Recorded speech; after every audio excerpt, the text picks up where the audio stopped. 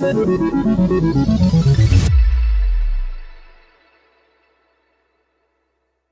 friends, I'm Les Mood, your host. Welcome to the Destination for Innovation, brought to you by the City of Bakersfield and Green Tech Network. Today we're in beautiful Beverly Hills and we have a special guest with us, Janos Hettyey, all the way from Germany. Welcome to the show. Hi Les, nice to be here. Absolutely. So Janos, can you share a little bit about yourself and maybe something that the world or your associates don't know about you? Yeah, sure. So I'm Hungarian, living in Germany for 7 years now. I work at WorkConnect Energy Services, a division of WorkConnect Corporation, and I work with corporate renewable energy buyers, supporting them on their decarbonization, renewable energy procurement, and on power purchase agreement, so-called PPA journey. Maybe one thing that the world, or at least the renewable energy world, doesn't know about me, that I restarted my career at 2014. And before that, I would have never thought that I will do anything with energy other than just paying the bills and just turning the light on and off. Yeah, so where would you say that your journey began? You know, I know, but where would you say your journey began? Yes, so my pre-energy journey or career started at Deloitte around 25 years ago as an audit assistant. And then my renewable energy journey started in 2014 when I started my career as a contract analyst at Schneider Electric. Okay, so what does your day-to-day look like? What are you doing these days? I work as a consultant with corporate renewable energy buyers, typically with a global operational footprint, and I support them on PPA negotiations. Absolutely, it's very important work that you're doing. When you look back, when you think about some struggles that maybe you've experienced, could you share some struggles and triumphs that the industry or others may be able to learn from? Yeah, sure, Les. Actually, there have been a lot. So one struggle was that I've always worked out of my comfort zone. Basically, I fulfilled positions with great responsibilities from a young age. Then we just relocated 7 years ago to another country, to Germany, just when I restarted my career. And at the age of 38, with the family, relocating to another country is probably also something that not many of us do. And when it comes to the triumphs, people around me know that I'm a person who can deliver results. So yeah, and I proved this many times over the years. And when it comes to one particular triumph that I like is, or I'm proud of, is that I managed to restart my career almost from scratch to the renewable energy space. Yeah, I'm really happy for your example and you sharing that, because there's a lot of need for more people to enter the industry. And maybe for those looking to enter the industry, or for the industry in general, do you have some advice you'd like to share? Yes, so, well, I have a couple of advice. First thing is that one should always learn and learn. So we live in such a dynamic world and market that continuous learning is a must. Second advice can be just to be flexible and adapt. So circumstances, legislation, markets, prices change so quickly that one should really keep the pace with all those changes and stay on top of those changes. And last but not least, dare to restart. So I think I'm a good example for this. One should always be ready to change a career path, take one or maybe several steps back, change the path, go through a steep learning curve in an accelerated way, or at least as quickly as possible. And ultimately, by doing so, I think it's possible to achieve higher heights than what could have been achieved without making this change. Yeah, absolutely. The adaptation, very important. And, speaking of paths, there's often roadblocks in the way and there's these things going on. But this next part of the interview is really a thought experiment to think about what the possibilities are, not necessarily some of the things that are holding us back. Are you ready? Yeah.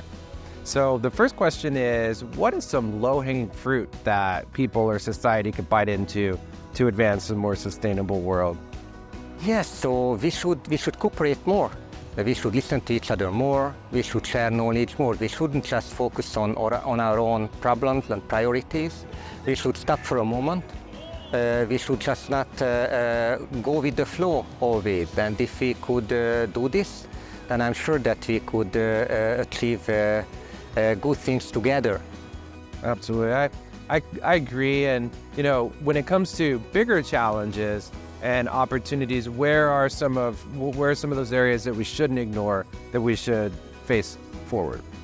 Well, I think people just should stop thinking about only the I, and they should focus more on the we. Because if one focuses only on its own priorities, then it just wouldn't lead to anywhere.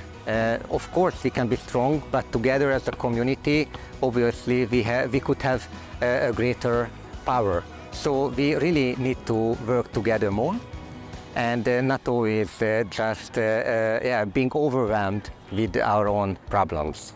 Yeah, absolutely. I couldn't agree more. And when it comes to community, you mentioned we and community. What role do you see community playing in advancing a better world? Communities obviously have a very important role. But I would say that for me what is the most important thing is just to educate people, educate our children actually from as early as possible. We should teach them to sustainability, healthier life, healthier eating, and to a lot of other things. I think that currently there are a couple of boring stuff taught to our children, and I believe that there should be a kind of comprehensive reform to the educational system in a couple of countries, and I'm sure that this would be a win-win situation to everyone, because our children probably would like going into the school more, and at the end ultimately it would be better for everyone because they could provide or bring more sustainability and more consciousness around healthy living to our planet. Yeah, so I couldn't agree more about education and actually not just traditional education, but maybe career technical education and new ways of doing things that kind of move with the times. Couldn't agree more with that. And speaking of, time, when you're looking back, what would you like to see happen as a result of your efforts? Well, at least I very much enjoy working on processes and contracts to help new renewable energy capacities to connect to the grid. I enjoy this very much. When it comes to my private life, and maybe that's something that I would like to leave behind, is my mentality around the importance of having fun even during hard periods or hard negotiations. And I think people around me and colleagues and business partners know what I mean here, that it's just so easy to bring some color into some gray everyday email discussions, and that's important to always stay positive. Honestly, sometimes I fail in this, but at least I always try to stay positive and show this to our customers and colleagues and people around me. That's what I would like to leave behind to this planet. Well, I think you're doing that. I can say from my observations and our collaboration on LinkedIn and beyond that you do embody that yourself. You definitely like to have fun, and it's great to be here with you having fun as well. I'm curious when it comes to, an energy transformation or transition, some call it an evolution. Do you think it's possible for us to have a just and equitable transition? And if possible, how? Yes, so it would be good to have, definitely. I'm just a bit of a realistic person.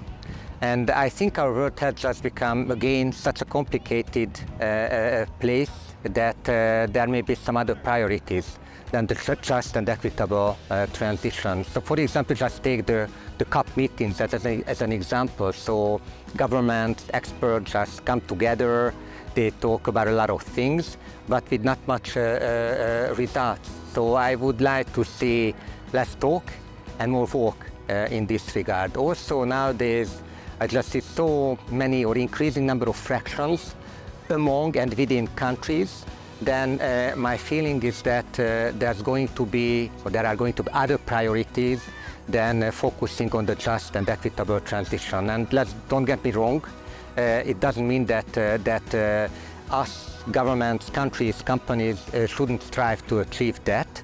Actually, in my view, it is of utmost importance. I just have doubts about if it comes, but hopefully it will. Yeah. Well, at least you're doing all these great things in the world, and there are many others who are, and the work you're doing is impacting and making lives better, communities. So I really appreciate that. I'm glad we got to spend some time together. I look forward to hanging out a little bit more before I head out. Where can people find you? Where's your favorite place to be online? Well, on a social platform, people can find me on LinkedIn.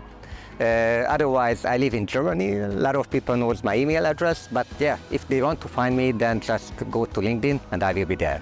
All right, we'll do that. Appreciate it again. Thanks, Janos. Thank you. All right. And thank you for joining us on the Destination for Innovation. That is it for this episode. Be sure to connect, collaborate, and create with Janos, and we will see you soon.